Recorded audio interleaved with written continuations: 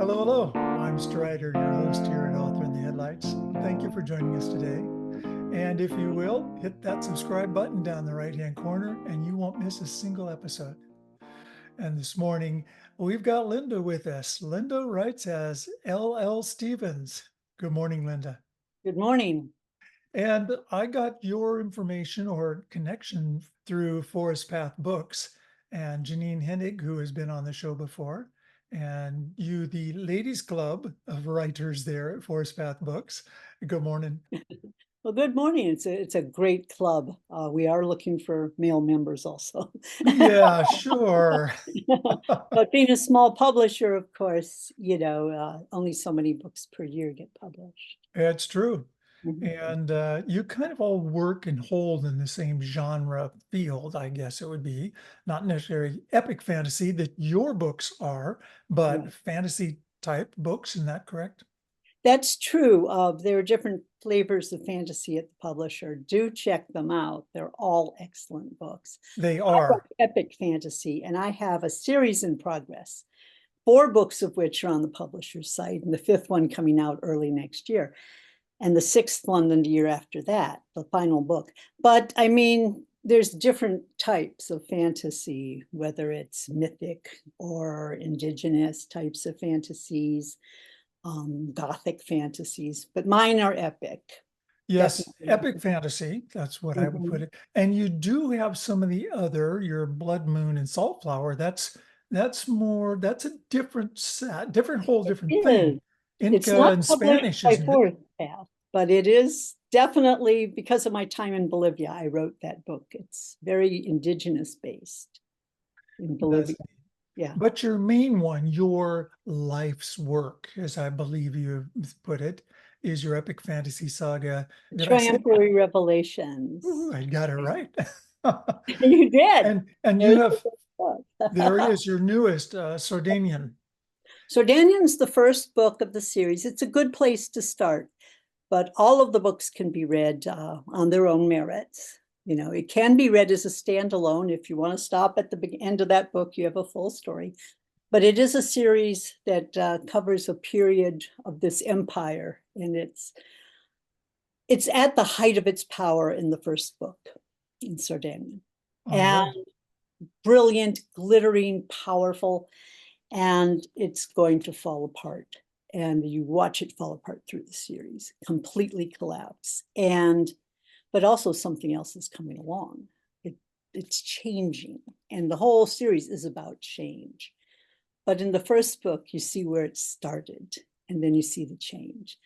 And it's a coming of age story, a power struggle between an established king and a young man who has every reason to wish revenge upon him, and how they come to terms with each other, and then because of that relationship, that drives the change, not the collapse, but what comes after it. So it So has a beautiful arc. I think it's a Well, beautiful. actually, it's the other way around. It starts big, drops and goes, and It has an arc. It has several arcs. It has the main story arc, mhm. but it also has character arcs within. So Uh, each book would, and each person, your protagonist, of yeah, course, and your main characters might also. yeah, Now, I like the fact that you've already determined it's a 6 book series, and you've yeah. written 4 of them now. Well, all of them are written, including the last book. The whole Are thing was they? written. Yes, I showed Janine as a friend. Mhm. We've both been writers also. My series. I said, look, my series. And she was helping me try to polish it and get it to agents and things. And it's difficult to sell a 6 book series to any agent. They don't want a 6 book series. They want one book that knocks their socks off, and then maybe they'll Then they'll consider maybe extend, yeah, until you're a known it. author. It was tricky. But anyway, so I did try to go on, and I wrote some other stuff for other publishers that were published. But anyway, Janine, when she started her publishing company, she said, hey, that series of yours. And I said, yeah. She wanted to publish it. I said, okay, because she believes in high quality. And these books are beautiful quality. Covers are gorgeous. The editing is top notch. everything is great. It's great quality, and it's everything I ever wanted in a publisher. But also, the story is finished. It was already done. So now we're editing each book and putting it out once a year because of, again, the quality control and also getting the covers and stuff. That's an investment. How long did that take? 40 years. I mean, I started Give it or when I take a was very dozen. young. They've been through endless drafts and changes as I wrote it, but also as I worked with agents, writers groups, workshops to get the novels into shape. So it took many years to write them, but that's also why they're so good. The reviews have been quite good. They And have. that's because the story has really been vetted and torn apart and put back together. It's good, it's solid. And I know where it's going because it's already gotten there. So the story is complete. And I've been able to work through each book, making it better and stronger. That's a Triempery Revelations saga. And the 4 books so far that are published Right. are Sardinian, the Yes. Keld King, Second Stone, and the God Spear. Yes, you've got them. There they are. Those are Published. published. So when are the next 2 going to come out, I suppose would be the way to put it. We don't have a solid month, but let's say the first 3 or so months of 2025 will be The Walled City, which is the next book. And then the year after that, probably the early part of the year, again, we don't have a solid publishing date yet, but it'll be The Real Lord. So the Triempery series, Revelations, Yeah. and then your Blood Moon and Salt Flowers, that takes you a whole different place. The Not many people Americas. know about that book, but yes, it's set in the early 15, it's set in the early 1500s, late 1500s, in Viceroyalty, Peru. And it is horror, a little bit of horror, a little bit of Gothic. It does touch on indigenous beliefs, the Spanish colonizers, conquerors, and the silver lode of Potosi. Potosi, Bolivia is an interesting place. Silver, correct? Even Yeah. now, yes, silver, so much silver. The mountain was made of pure silver practically. And so much silver came out of Potosi, it funded the entire Spanish Empire. It's an amazing story. But this is about, dangerous, ghostly type plant, alien life forms that living in the mountain, and they have to be dealt with. And this native girl who does not have a soul, who can see them. Other people can't see them. They just get their souls devoured by these creatures. But she doesn't have a soul, so she can see them and she can warn people about them and the uses to which the church tries to put her. It's an interesting little story, I think. Hey, it caught my interest. I like it. Oh, it's a So fun story. really cool. Yeah. Now, so your other is epic fantasy. Yeah. What does it take as an author? And Author in the Headlights is for readers and writers. We have a lot of newer writers. That what does it take to actually create an epic fantasy? It's not an everyday life thing. So does it take a special thinking? What did you do to go about that? My main thing was I was inspired by books like Lord of the Rings, The Chronicles of Amber, Nine Princes in Amber, the Darnay books of Catherine Kurtz, that were already series. So I tried to think in terms of a big story. So for an epic fantasy, you need a big story.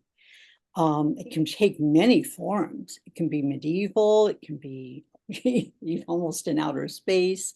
It can have all sorts of elements, but you need a big story.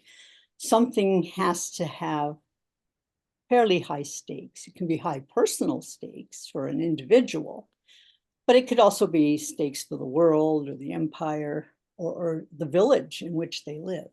But there must be a big story and a grand threat of some kind, maybe even an existential threat to how the universe of this world operates and is under threat or change, and somebody usually wants to save it. But you can have epic fantasies where instead of wanting to save things, they decide they'll just tear it all down. That's what a lot of grimdark is.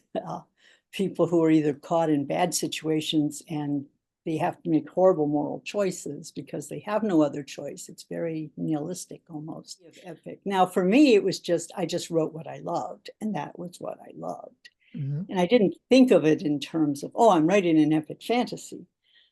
I started writing when I was a teenager. So teenagers aren't necessarily thinking long term of what they're actually doing. They're just doing it. It's storyline And or emotion. Yeah.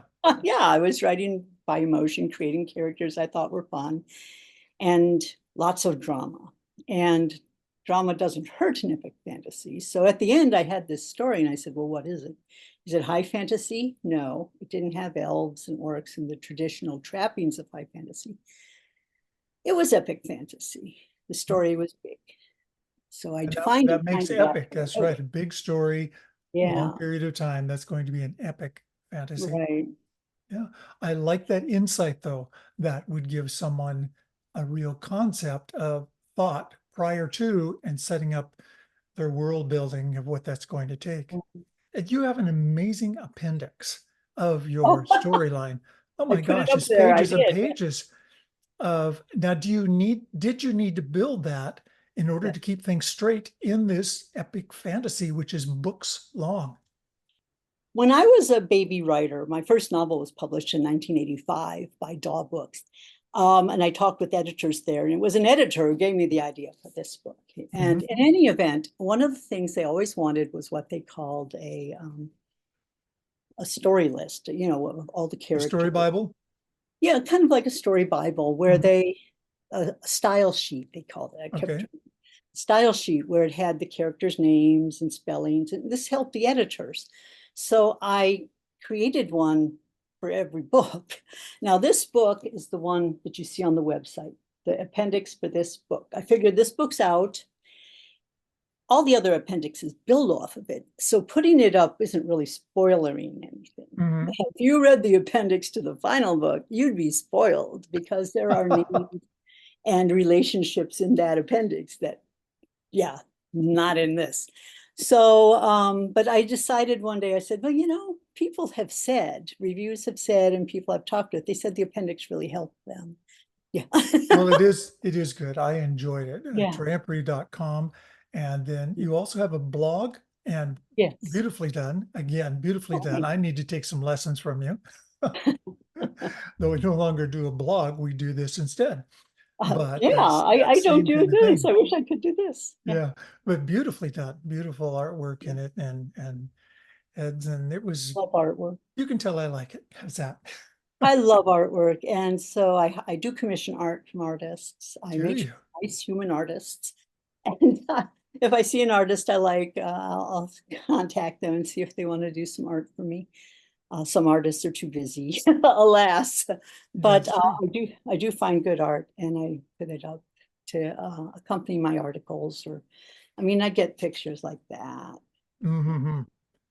and I'm I, very fond. Yeah, and then my I just dog did. man. For you authors out there that want some real key items to look at, Yeah, go look at her site, trampery.com, yeah. and you'll see a lot of those on the blog portion where that she heads her blogs that way. So I really like them. So now, what tools do you use in your trade? Do you have any particular way of writing or methodology you go about? My original tool was a typewriter, and then I Hmm. worked on a computer. And that's all I have. I do I have a thesaurus, a physical one that I hardly use anymore because I can find it on a website, Yes. but it's all very basic. This is my best tool, Hmm. my brain.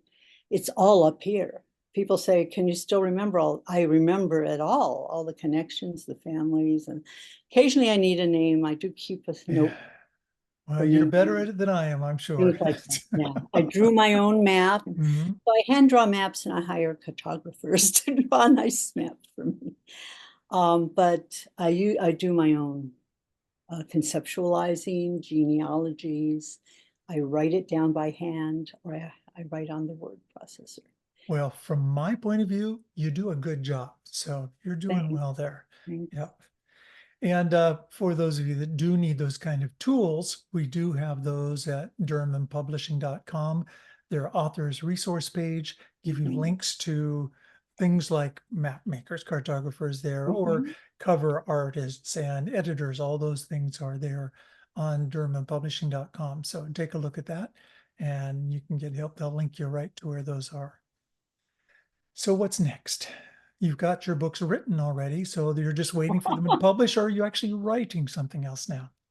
I took a slight break because I did get the last book ready, showed it to Janine, to my publisher, because she wanted to have that to edit the next to last book. So I did that. That's in process. So I took a little break, went to Ocean City, hung out at the beach. Oh, tough. However, I am now starting on another book, which is a prequel to this one. And so I am doing that, and I have also a sequel to the whole series that is in my head that I want to get out on the page. There's those two books, and I have some ideas for other books. We'll see how long it takes me and how long I There you left. are. That's the writer's. But That's they're what all happens. That's what happens. You have stories, they need to get out. stories in my head. I got the flash that we've used too much time here. Oh, You have to sorry. cut it down. Hey, I love talking to you. We'll keep in touch, okay? You bet. Thank you.